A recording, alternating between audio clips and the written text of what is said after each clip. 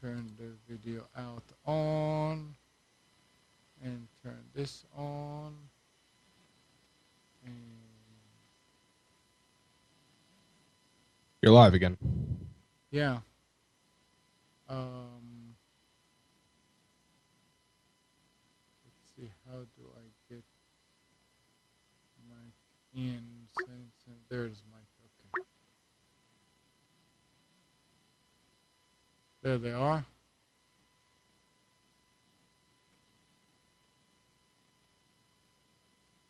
All right, I guess Spence logged off, right, Mike?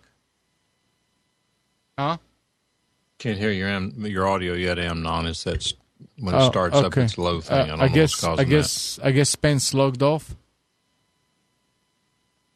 You actually cannot hear me? It's getting louder as you're talking.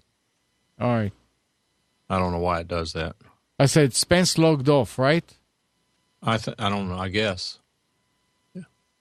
Yeah, because he's not there. So let me remove it from this group, and then I'll just keep you there and capture you. Yeah, that was weird. I don't know what. The minute it Chrome came up with the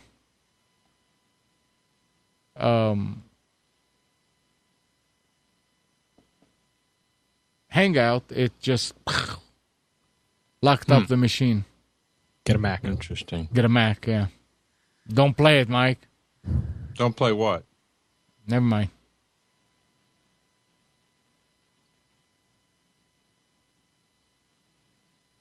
All right, well.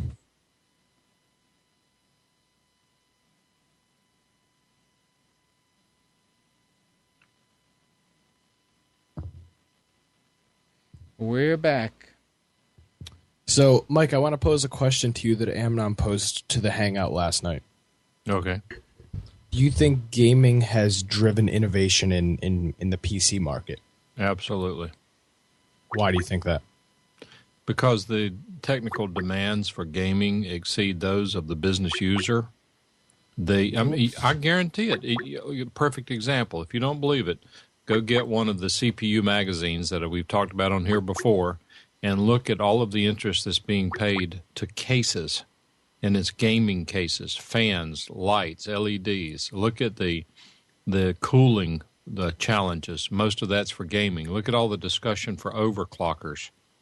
I think gaming is the best thing that's ever happened to desktop computing. Yeah. Yeah, that's what we were arguing about it last night. Who said otherwise? Steve. And what was he saying? He said that gaming had nothing to do with the innovation of PCs. Well, innovation of PCs, that's broad. Innovation in terms of faster processors, faster graphics cards with more RAM, more computer RAM. I mean, he was arguing that wasn't the case for the advances in computer technology. Well, I'm only stating my opinion. I mean, Stephen may have information I don't have, but the question I would ask is what percentage of PC use is for gaming? If it's over 50% or 40%, then I think it would be pretty hard to argue that gamers don't have influence on the development of the technology. Well, all I know is that the big gaming the big gaming platform on the PC, it's a service called Steam. At some point last night, there were over 5 million simultaneous users on it. I mean, that's a big number to say. This contributed not to the advances of it at all. I mean, I can tell you what might skew some of the numbers is the people who use consoles instead of desktops. Yeah, and that was I think there's lots of people that use consoles because it's easier, and you don't have to buy it. I mean, you can't go out to the store and buy a $300 HP laptop and expect to play a really intensive game on it. It just doesn't happen like that. You can't even buy a $2,000 Mac laptop and play a good game on it, can you? No, you can. I mean, there's a handful of games that will play on a Mac. Wow. I can't get a list of the contacts in Skype. I don't understand. So to answer your question, I don't know what the answer to the question is, but it just seems to me that the users of computers who are demanding the most performance are the gamers. I mean, example.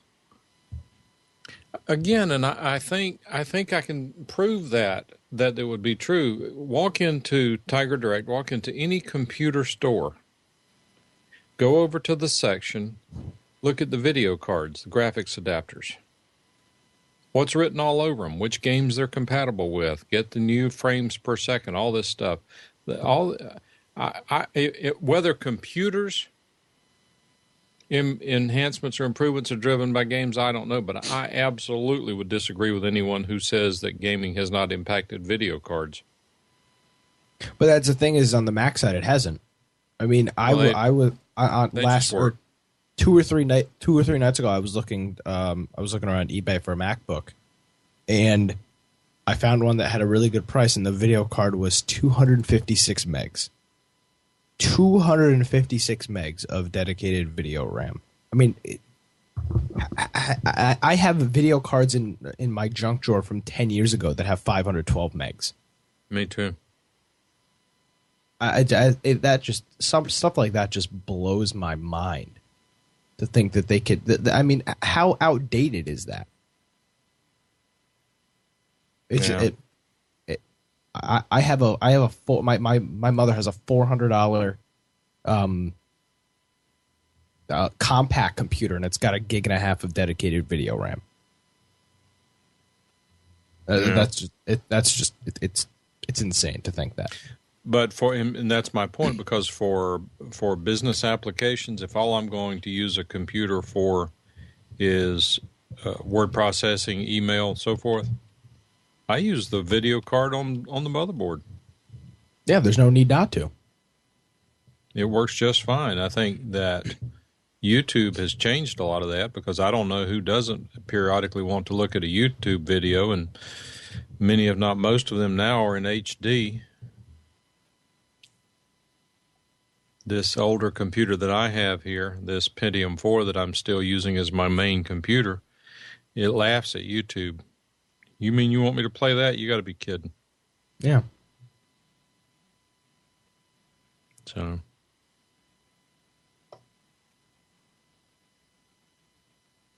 I may hook up my new one of these days. It's just such a hassle to move everything over. Yeah. I mean, it's not like you have to get everything moved over the second you turn it on. Well, yes and no. What I normally do is I set up a new computer, and since they're network, I can drag everything over. And then I try to use the new computer regularly, force myself to use it. You have to move things over like the email to get those functional. And move everything over. But then the idea is to get to the point where I never have to turn on the old computer. And at that point, I assume that almost everything is moved over. But I've also got some programs that prefer XP, like Adobe Audition 1.5. I have a dual quad core, what are those called? They're not the i7 quad core, but it's the dual core. They're called quad, but they're not real quads. I have one of those that I'm not using, that I'm thinking about putting an SSD in it with XP and running it for nothing but an audio editing station. And with that SSD, it really ought to be about as fast as the i7. I've done some audio editing on the Pentium 4 and compared it with audio editing on the i7. And for some reason, I don't see a whole lot of difference in the speed for audio editing. Video is a different ballgame, but for audio, I just don't see a whole lot of difference. I don't know where the bottleneck in the pipeline is.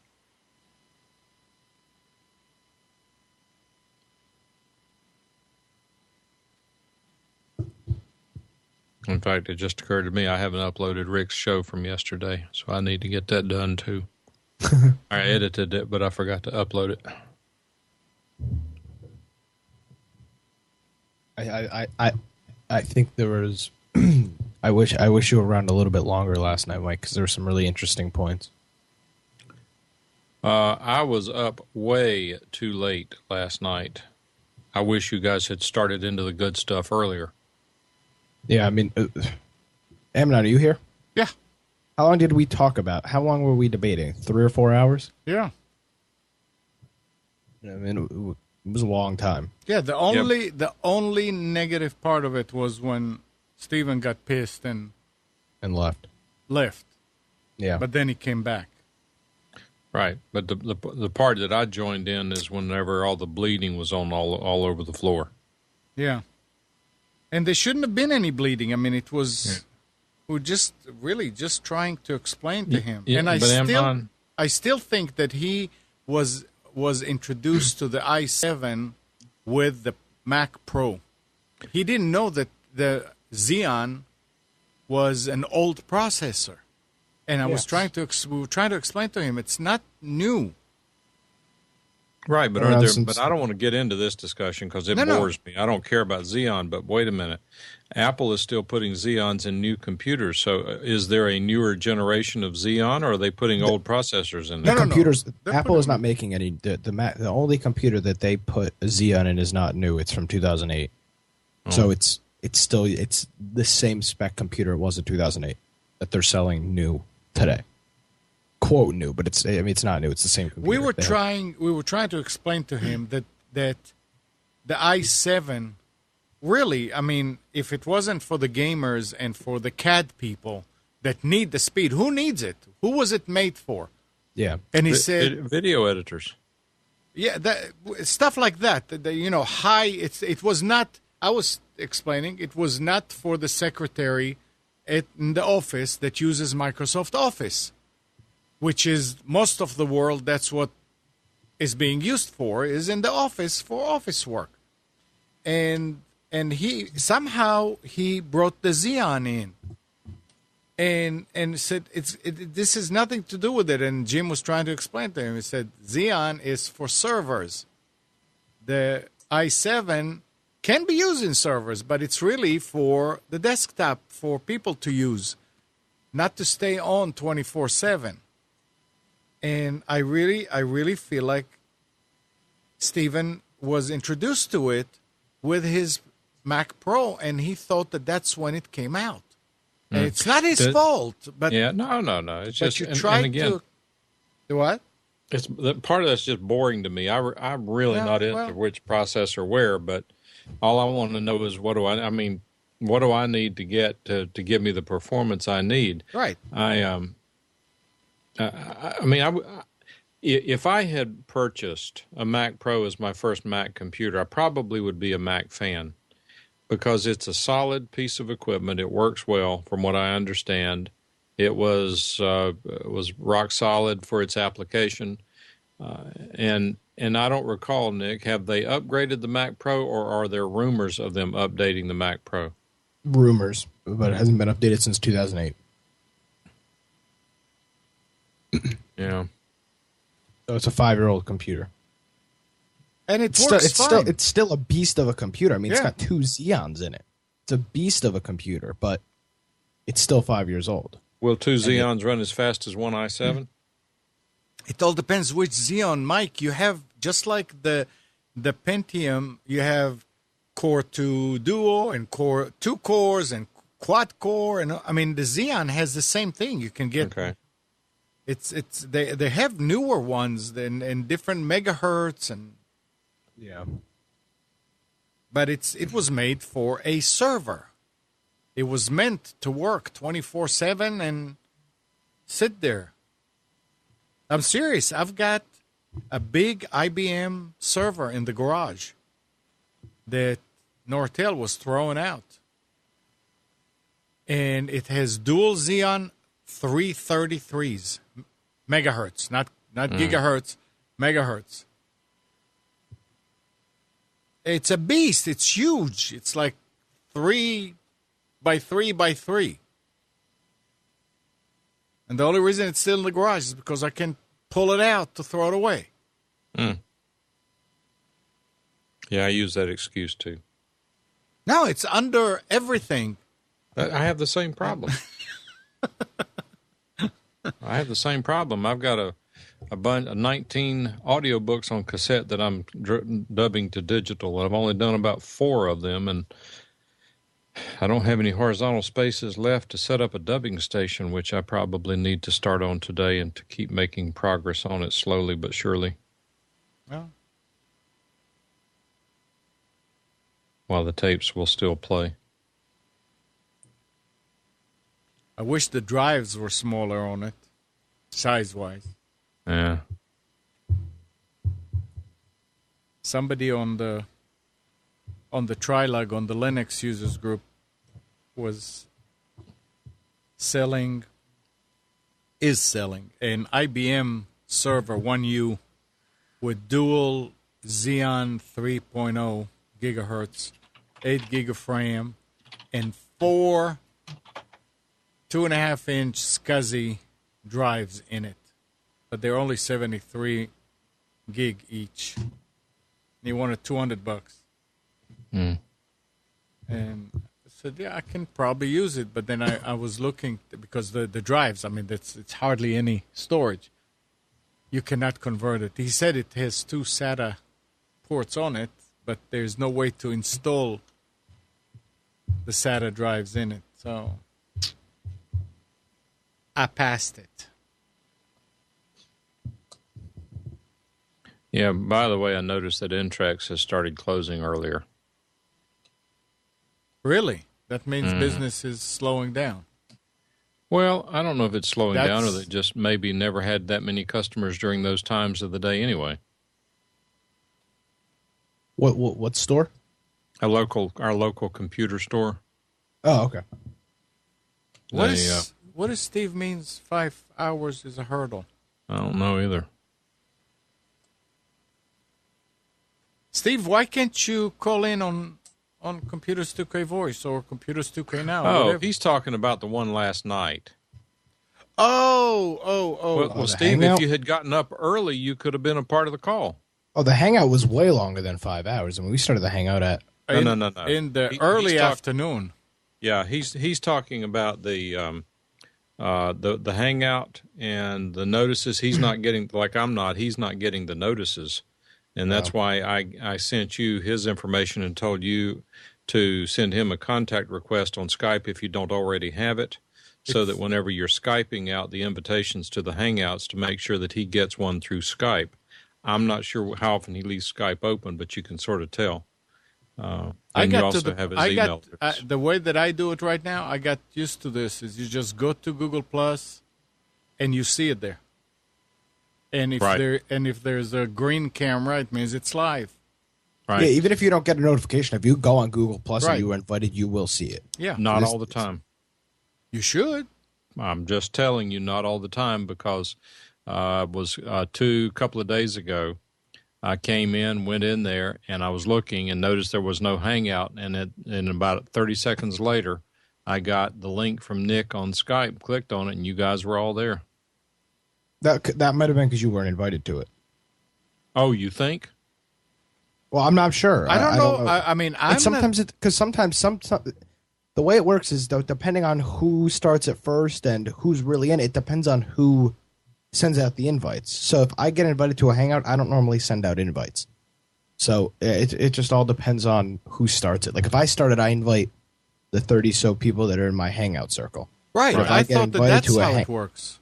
But if I get invited to a Hangout, I don't normally send invites because I assume the person's already sent invites. Is Steve in your Hangout circle? Yes, he is. He has been in my Hangout circle. So he's apparently not getting some of those, but sometimes on the weekends, Steve, these things sometimes have started as early as 11 o'clock Eastern time in the morning. Yeah. Steve, go to Google and go to your Plus and look on the right side, and there's a green quotes. If you don't see past Hangouts, click on that green quotes and see if it shows that you missed these Hangouts. Yeah, and also when there's a Hangout going on, you'll see a big green camera over there, like Amnon said. On the right side of it, there's a green icon. It's a camera icon. Yeah, and that tells you that a Hangout is currently in progress.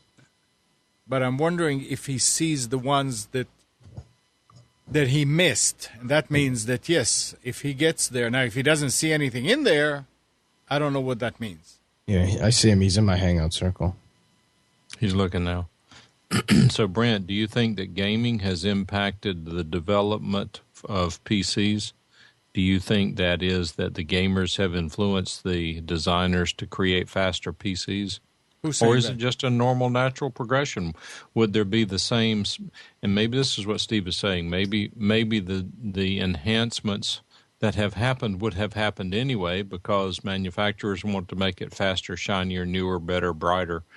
And maybe they would have happened even without gaming. I don't know. I don't know. I mean, it's all possible.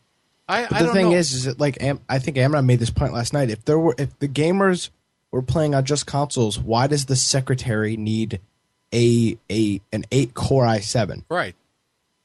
All right, They I'll don't. answer that because it's a tool in large companies. The cost of that computer is irrelevant. So you get the best you can so that you get the best. Okay, but let me take it again. If people are using just Office in the office and program on the internet stuff like that, what is the incentive of Intel to even develop a faster chip? Well, actually, I think that there is an incentive. What is it? I'm asking. I think it's competitive. I think it's a competitive advantage. Competitive against who? It's specsmanship, well known in the tech community. I mean, this link that Brent just posted, system benchmarks, over 600,000 systems, top 20 computer system benchmarks. It doesn't say anything here about gaming, but if I am... he's putting PC gaming is a big business. I'm not doubting that. But what I'm saying here is that if I'm an IT guy and I'm trying to figure out what computers to buy that will be least likely to be obsoleted in the shortest period of time, I go and find out what the top of the line is. I go see what the Cadillacs or Mercedes are. I go here. I find out that it's an Intel Core i7-3960X at 3.3 gigahertz with Windows 7 Ultimate Edition Service Pack. Wait a minute, I'm not done. Yeah. And here's the motherboard. It's an ASUS computer Rampage 4 Extreme. And I've got to have 65 gig of RAM. Mike, you're missing the whole thing. I don't think so. This has already been developed and is in the market for you to come and consume. And what I am saying to you, Amnon, is that if I am Intel or AMD, and I look at this and I say, whoa, I want to stay at the top of the list. I need to make sure that I have what is considered the leading top equipment in the industry. My pride in company would motivate some of this to be better. And I'm saying that from a position of experience, having unfortunately been in the manufacturing business where we always wanted to be the best. It may or may not have solved a problem. It may not have been a design that was designed to address a particular issue. But if fast is good, faster is better. Absolutely. That's the whole thing. Faster is better. But who is buying the faster? I don't see people buying i7s for their office staff. Oh, yeah. Oh, I guarantee you. Do you know anybody over at RTI? As a matter of fact, yeah. Ask them what they're using. All right. What's RTI? That's not a trick question. I'm very curious. And the reason why is because years ago, I used to buy their furloughed computers. They would take them out and put them on eBay. And I was buying them 10 at a time. Yeah. These guys were selling extraordinarily good computers that looked like brand new, that they had already gotten their use out of them.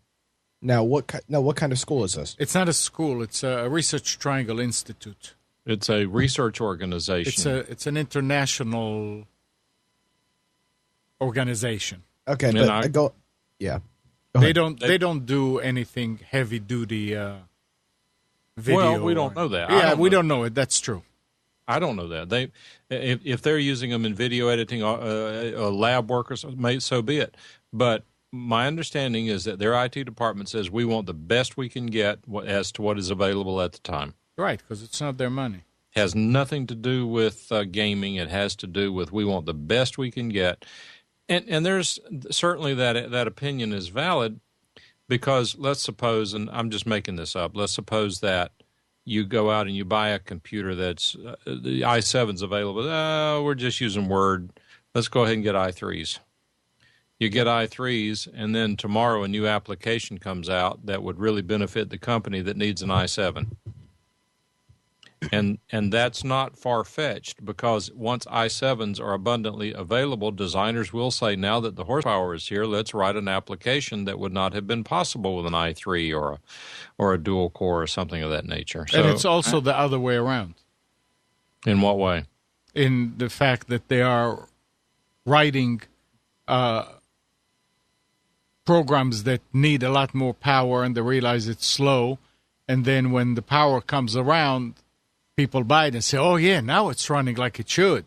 Yeah, well, sure. But the thing is with design... Sorry, go ahead, Nick. No. Finish. The thing is that when if you're playing... I mean, like I remember playing Flight Simulator back on the 286 or even the 8088. And the plane would go exactly like this. It was like 3 frames. I mean, 1 frame every 3 seconds, and we say we need something faster. We need something faster. It doesn't work like this. And as things got faster, the game became more enjoyable. And I said it last night. Gamers spend money. If you go right now on Craigslist and you're looking to buy a fast used computer, the ones that are top of the line are maybe about a year old or even newer, and they're all being sold by gamers that just upgraded and got even a faster computer. Video cards, the same way. I mean, I bought quite a few video cards when we started the video cast. And each and every one of these people was a gamer. And he said, well, this is just 1 gig. I just got me a 2 gig because it just came out. That's why these companies, in my opinion, are developing these things, because they have a ready market. They will buy it, and then they'll say, okay, yeah, it's taking off.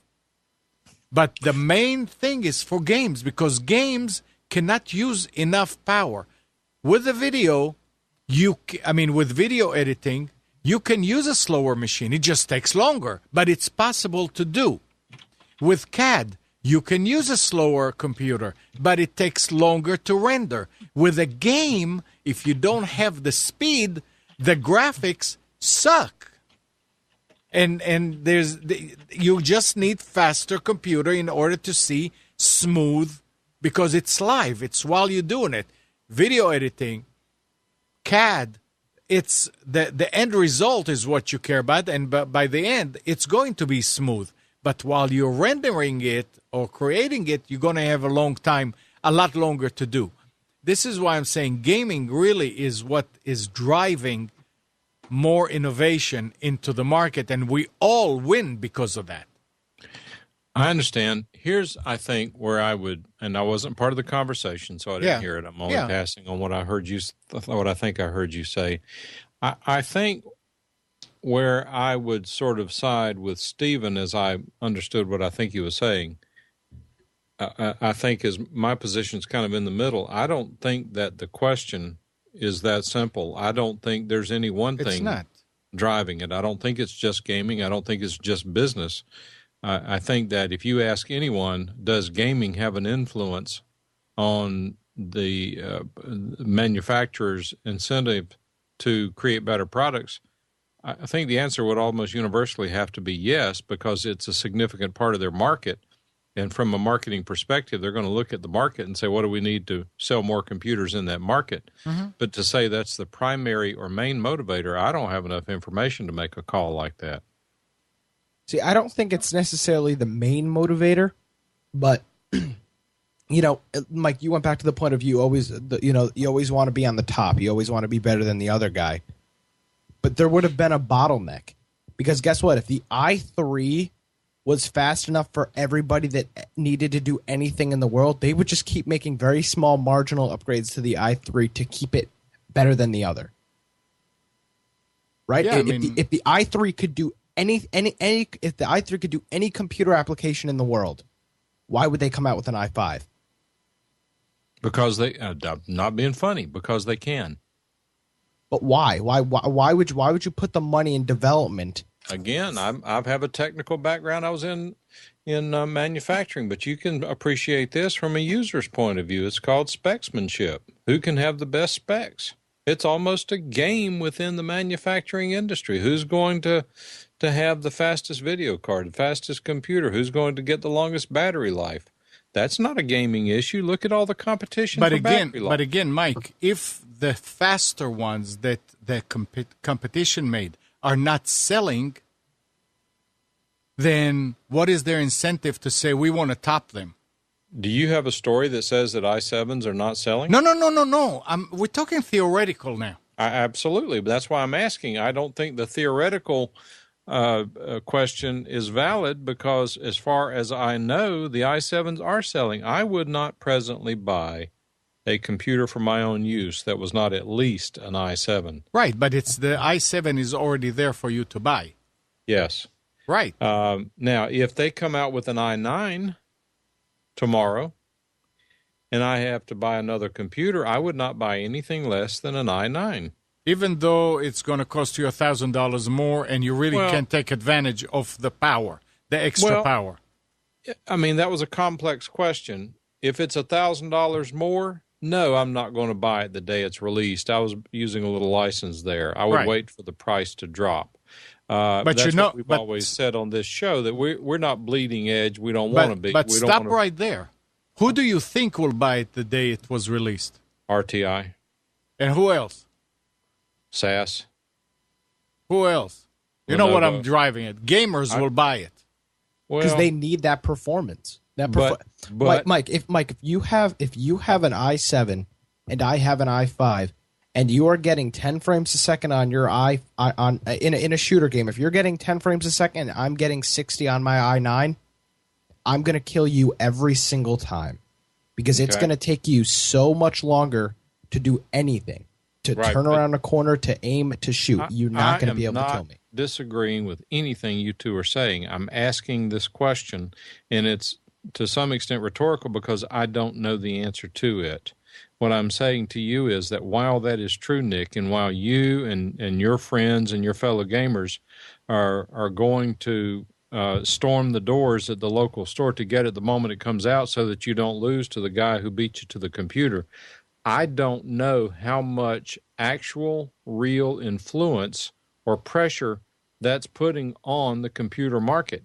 Having said that, it could be a tremendous amount or it could be a small amount. And the reason I say that is because when Andrew's here, we talk about Skype and getting 16 by 9, getting 1080p, getting stereo audio wideband.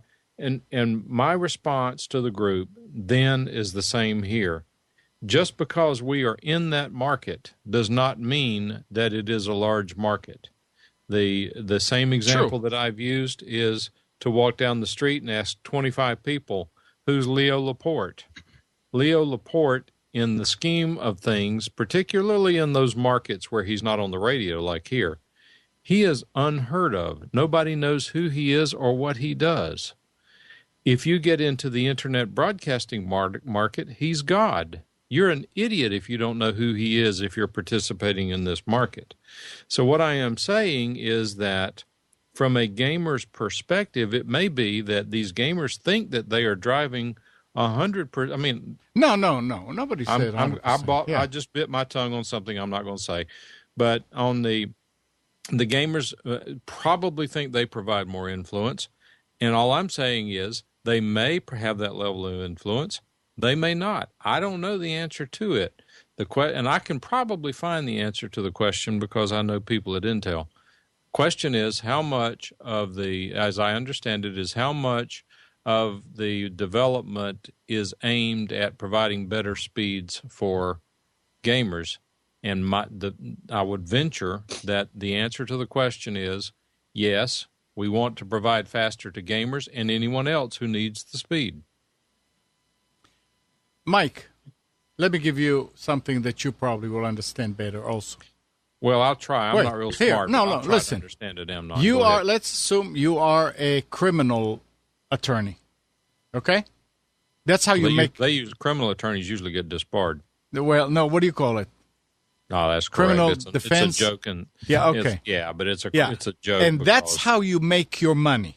Yes. And you're moving to a state and a city that has 3 different main areas. The area you live in is really nice. Nobody speeds.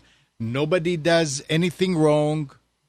Everybody is a great citizen. The same thing with the other area. But there is one neighborhood or one section or one borough that people are just, killing each other, and they are speeding. Where are you going to advertise? Where is your business going to come from? Well, that's 2 different questions. Okay, where's your business going to come from? Well, it's like the guy who's looking for a quarter, and the guy walks up and says, "What are you looking for?" He says, "I dropped a quarter. I'm looking for it." Yeah. And he said, "Well, where did you lose it?" He said, "I lost it over there." Right. He said, "Well, why aren't you looking over there?" He said, "Because the light's better over here." Yeah, but No, I but that's understand not what the you're same. saying. That's not the same. You're going to get your business from where the business comes from. Right. And as you are doing that, you would be you want the people in that bad area to know that you are available to defend. Sure. I look at this the same way as the gamers. Remember, it's only a third of the population in that area, and probably less, that is going to need your services. And once you get established and everything, a lot of other people say, well, do you also do estate stuff? Right. And people were just coming because you build the name. The same thing with the gamers. The company Intel is coming up, or AMD coming up with a real fast machine or with a real fast graphics card, and they put it out there, and corporate America is not going to come to them and buy them right away. Gamers will. Corporate America will wait. They have a cycle that, when they buying and when they this and when they that. And by the time they buy it, it's already obsolete. Except some companies, I guess. But the thing is that it gives those companies that are like the Intels and the AMDs and the others something to bring in money to begin with that helps them get over that until the product is established and everybody says, oh, yeah, just i7. Definitely i7. I mean, look, I'm talking. I don't have an i7. I don't need it. I have 2 of them. Yeah, I don't need it for what I do every day. It would be nice to have, but I'm not right now. I just don't have it because I never. Yeah, okay, fine. See here, Nick. What? See here. Hold on. Waiting for the video to It's catch one of up. my Yeah. i7s. It's Okay. getting closer. Good. Yeah, but that was the thing, and I'm not arguing with you, Mike, because there are always 2 sides, and you can also show the other side. But this side, that doesn't mean that one is invalidating the other. It's both of them are true. Mm-hmm. But you can't be arguing with me because I'm not taking a position. I don't know the answer to the question. Right, and I kept on repeating. I said, I cannot argue this, and I cannot argue that, and I cannot say what about this or what about that, because when you don't know, you don't argue. But in general, I can say that, yeah, gamers have been very instrumental in us getting today faster machines and faster All right, graphic cards. Slightly shift gears a little bit. Yeah. And I haven't really thought about it, but who's driving the demand for greater internet bandwidth? Gamers. Gamers or the movie downloaders? Right. I mean, gamers are driving lower ping time. Yeah, but the faster internet. If you have a 1 millisecond ping, but a half a meg down and up, you're not going to be able to play. Right. Grandma and Grandpa don't care about the high speed and the bandwidth because they just get emails. your everyday user does not have 550. They have 1.5 and 1.1, whatever is the lowest tier, because it's money. By the way, so Rick's house moved back home to his home farm in Right. rural Tennessee. Yeah, and I did a speed test on his internet yesterday. yeah, 10 meg up. yeah. I don't doubt it. You know who gets the faster speeds? The areas that are just being developed now, not developed technologically. If you had a step telephone switch that lasted until 5 years ago, and now it's time to upgrade, you're going to get a better switch than Raleigh, North Carolina has, because it was upgraded 20 years ago. So Yeah.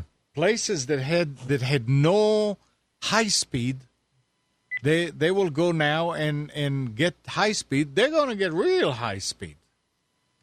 There's a lot of places around the country that I hear from Comcast that they have 10 up and down. And I'm Well, he's saying, got 30 what down, in the but world? he has 10 up. He said, I think my internet's pretty good. What do you think? I said, oh, we'll have to check it. And he said, yeah, you got better than I got. Yeah. And he's probably rural, or is he in the city? He's out in the country, as Yeah. far as I know. Right. I haven't been to his place. It's amazing. We're going to get him down here one of Yes, these days. Steve is saying that streaming video and media is a big driving force. For sure. It's because Look, it's YouTube. Yeah, it's For because download. But what about Yeah. upload? Yeah. Well, it's again, it's nice to be able to download it faster and not sit there. But I mean, when I upload the stuff to YouTube, I started it and I left it all night. I would go. I mean, I'm in no rush. It's again, there in general who does, and then there everybody does. Everybody really does. But who initiates it and who is the one that puts the pressure all the time? It's gamers. Not even gamers, just power users. People, Power users. Okay. I mean, obviously, gaming is not. Obviously, this is probably going to sound biased because, yeah, I'm a gamer, but end all be all, it's not grandma and grandpa that are pushing to get 10 megs up. It's the power users, the people that are making a living off of uploading their videos to YouTube, the people that are playing video games competitively online and making their living, Yeah. the people that are doing a broadcast like stuff like Andrew's doing. If Andrew had a meg up, how could he do what he does every day? Right, Those are the it's- people that are driving it. It's the live stuff, not He not could have the 65 services. what? He could have 65 services if he only had 1 meg up. Yeah, you could. Since he has 65 meg up. Yeah. I don't know. The older I get, I guess the more crotchety I get about it. But it's kind of like my attitude about all these download caps on the cell phones. You know what? If it gets to the point that it's not practical to use one for what I need it for, I'll just stop using it. My life is not going to be made or lost based on whether I have the ability to send a text message or go to a website on my telephone Right. at any moment in time. If I traveled a lot more, I wouldn't have that level of independence. But I mean, I'm at home most of the time, or I'm at the office the rest of the time. It's about a 20-minute commute between the two. If the government has its way, they're going to ban talking on it anyway between here and there, which I rarely do. I certainly don't text while I drive, and I rarely even take phone calls on it, even to the point that I ask family not to call me when I'm en route between the two because the traffic gets kind of hairy, and I'd rather focus on driving instead of worrying about what I had for lunch. So.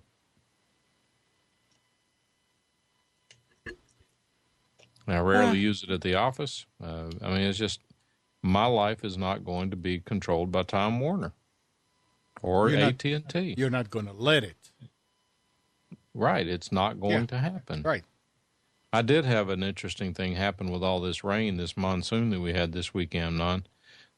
You know how I've been bragging about the quality of my telephone line, how I spent 10 years to finally get rid of a buzz in my phone line. Right. And during the rain, it came back with a vengeance. Oh, jeez. I reported it. I went to their online to report it. That was useless. About 4 or 5 hours later, I called 611, reported it again with the attendant. If we come out and find out that the trouble is in your wiring, there will be an $85 service charge. And then I reported it Friday. Do you know when they said it would be cleared? I don't want to ask. I don't know. Monday? Wait. Friday. Jeez. This coming Friday. Now, I just checked it just now, and it seems to be cleared. Now, I don't know whether the cable dried out or whether they fixed it. But if they... It's pretty quiet right now. If they come out to my house and say, well, we don't hear anything. You called us for nothing. That's $85. I'm going to say, okay, here's your $85. Now unplug it. And I would go to Time Warner and get my telephone from there because of their technology. They don't have hums and buzzes on their phone lines as a general rule because the ATA conversion type unit is actually there on premises. The reason for hums, buzzes, and noises is because of the very long analog wire. When it converts to digital, you don't get this induced noise in the line like you do with analog lines. Now, they don't have the quality of the analog lines, but they also don't have the noise, so it's a give and take. The thought of entrusting Time Warner with my telephone service is just really scary, but considering that we have cell phones and generally and VoIP lines and Skype and everything else, I don't think it's so critical much anymore. I'm keeping the house number as a landline with AT&T. Well, I am too. But that's it. Mine's copper, and I'm happy with it, and it's overpriced, but it's free long distance now, unlimited long distance. After I called and was going to potentially take it out, it's amazing how they found a plan that would suit me and keep me happy. But they're going, I'm not going to go through this noise thing again. They're either going to get the noise out or they're going to come get it because I suspect. You'll know next time it rains hard. Well, I suspect that what will happen is that I'll finally get to a point where I'll tell them I want to take it out, and then they will promise to get it fixed, and they'll go out and go through their token things, and then they'll get it fixed, and then it'll do it again. Or I will take it out, and then they will do like the cable companies, and they will come back with this, bombard me with all sorts of plans to get me back. But I wouldn't be surprised, Amnon, if they stopped offering copper lines.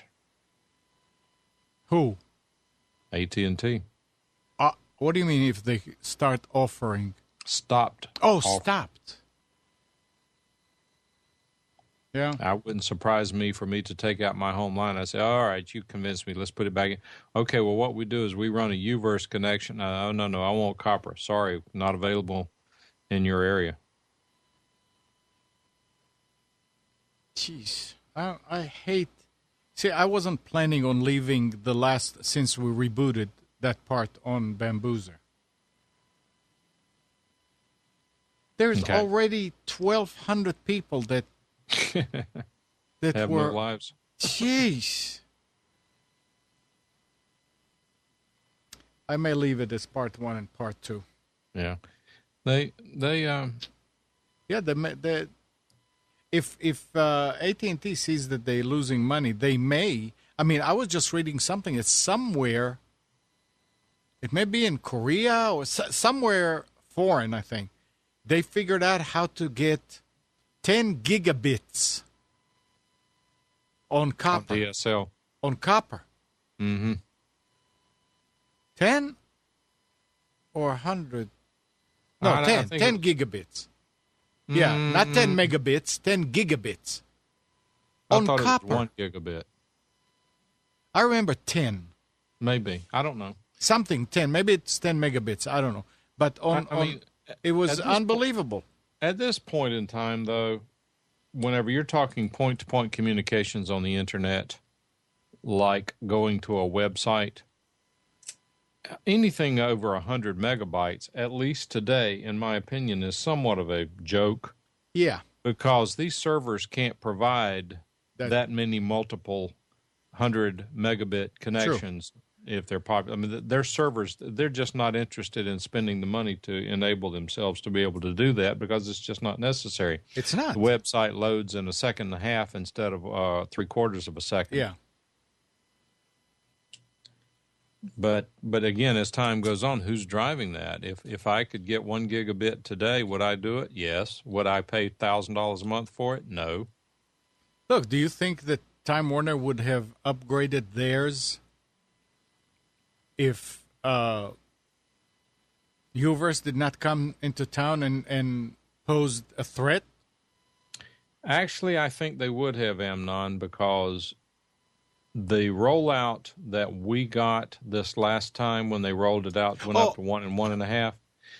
It was region wide. So I don't think it was Uverse coming into Raleigh and Cary that did it. I think it was overall the outside competition coming in across the market. Okay, well, that forced their competition. hand. Yeah, all right. So the competition, but that's what I mean. It's a Because competition. I can't tell that Uverse has had any impact on anything around here. We keep threatening to go with Uverse television, but that's only because the DVR boxes with Time Warner are just absolutely horrible garbage. And why don't you? What's stopping you?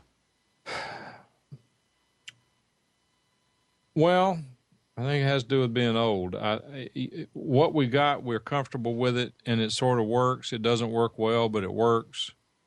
And the idea of switching over to some new technology that may or may not work, and then we got to deal with all that nonsense and people coming in the house and setting this up and arguing with people and threatening with cancel.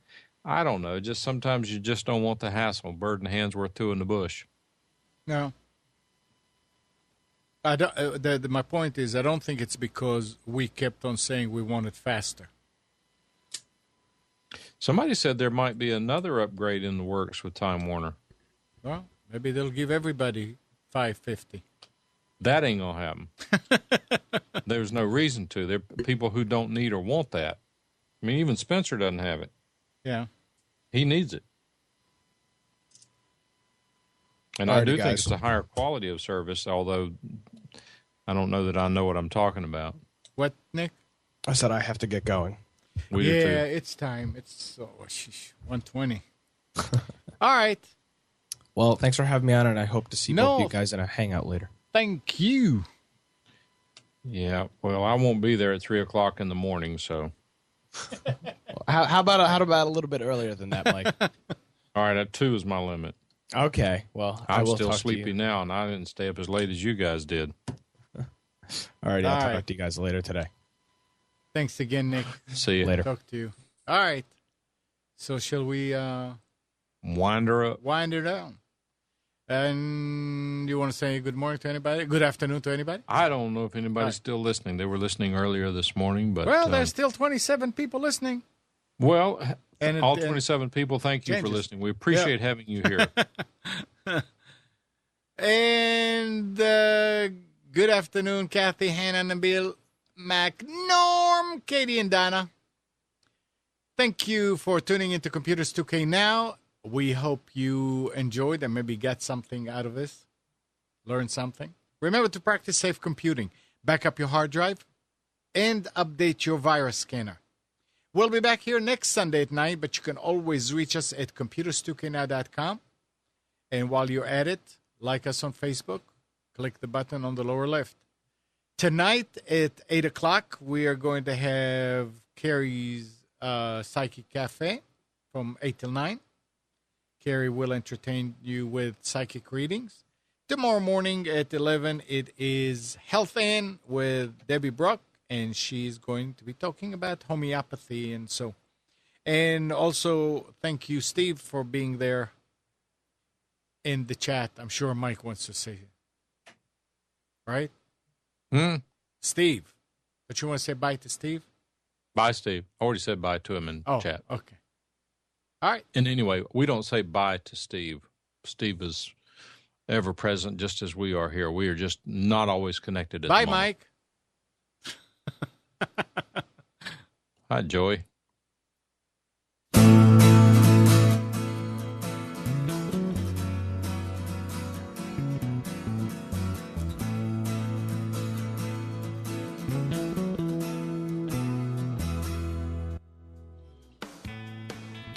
You are tuned to the Nissan Communications Network. Our weekly lineup of call-in programs includes Computers 2K Now with Amnon Nissan, Sundays 9 a.m. till noon. Carrie's Psychic Cafe with Carrie Silkowski, Sundays 8 till 9 p.m. Health Inn with Debbie Bruck, Mondays 11 a.m. till noon. Breaking Free with Marilyn Shannon, Mondays 8 till 9 p.m. Reawaken Your Brilliance with Julie Seibert, Wednesdays 9 till 10 p.m.